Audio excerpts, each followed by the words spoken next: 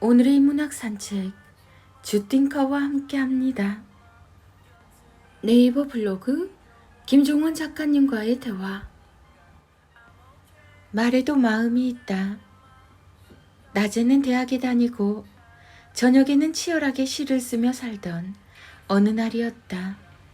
아무리 시를 써도 변화가 없던 삶에 지친 나는 순간적으로 이런 결정을 했다. 그래, 시집이라도 출간해보자. 바로 국내에 존재하는 거의 모든 출판사에 그간 쓴 시를 모아 투고했다. 당시 나는 살며 시 쓰며라는 커뮤니티를 운영하며 회원이 5만 명이나 되었으니 내 시집을 내줄 출판사가 많이 있을 거라 생각했다.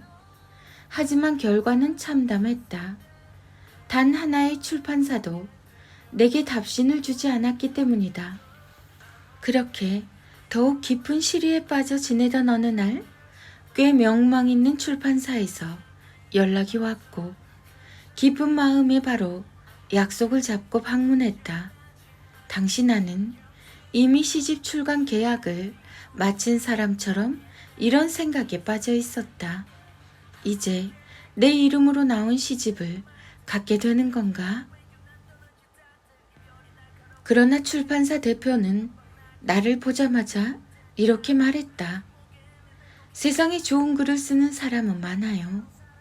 그런데 다들 너무 쉽게 포기하죠. 저는 종원 학생이 시를 포기하지 않았으면 좋겠어요. 그 말을 꼭 전해주고 싶었습니다. 그리고 그는 자신이 출판한 시집 50권을 내게 선물로 줬다.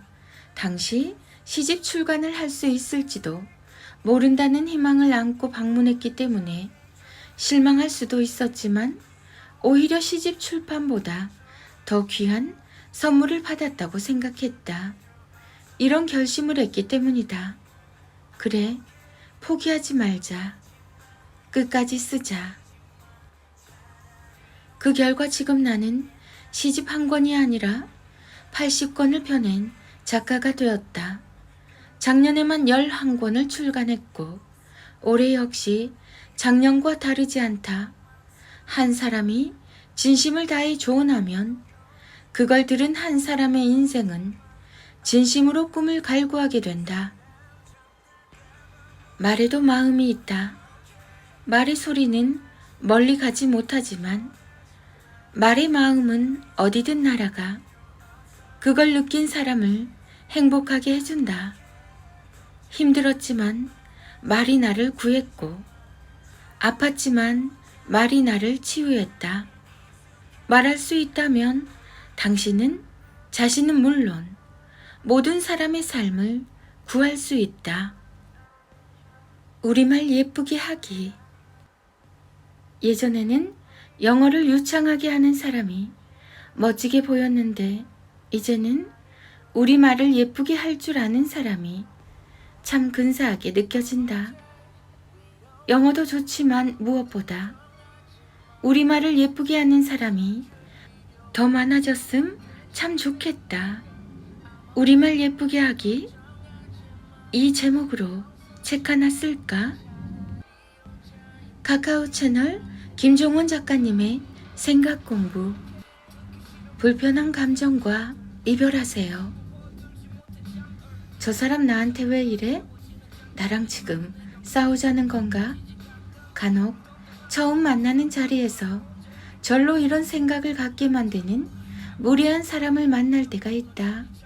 그런 사람을 보면 바로 이런 생각이 든다. 도저히 말이 통하지 않을 것 같다. 저 사람을 어떻게 해야 하나? 내게 어떤 문제가 있는 걸까? 그런 사람을 만나면 이런 생각마저 사치다. 무례한 사람을 위해 아까운 내 마음과 소중한 시간을 낭비할 필요가 없다.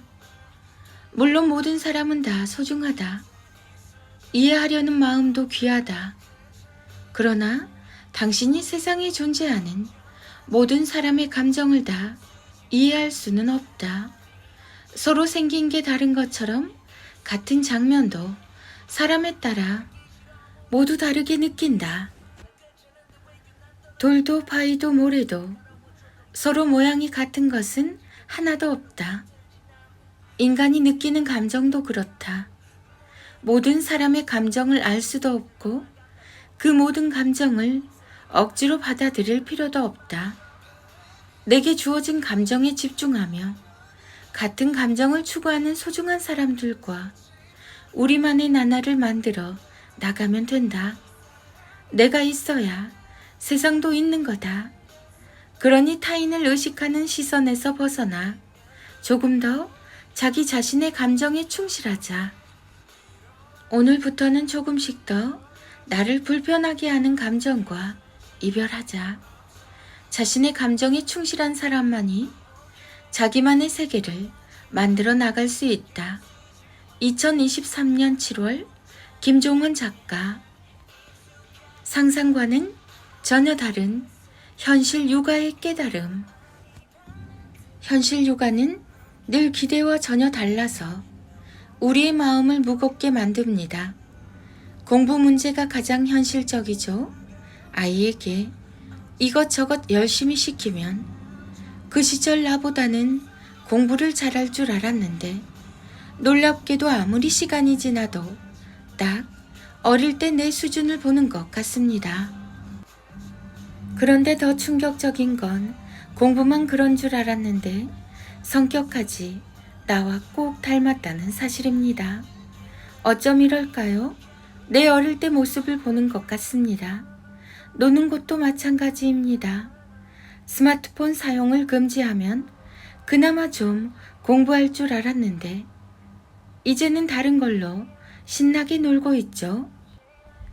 게다가 더 큰 문제는 공부도 성격도 시간이 지나면 점점 나아질 줄 알았는데 오히려 점점 나빠진다는 사실이죠.